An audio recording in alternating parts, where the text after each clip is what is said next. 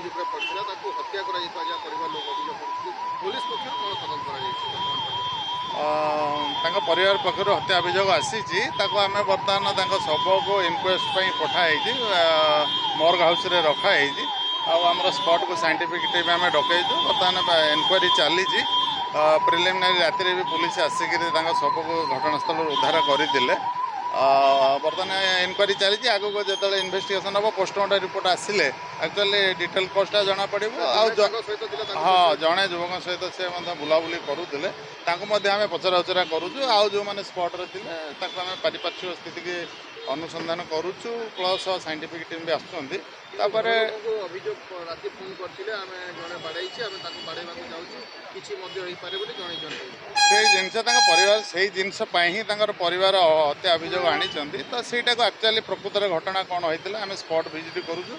ଆଉ postmortem report ଆସିବ, ତାପରେ ଯେଉଁମାନେ ତା ସାଙ୍ଗରେ ଥିଲେ ରାତିରେ ତାଙ୍କୁ ପଚରାଉଚରା କଲେ ଜଣାପଡ଼ିବ।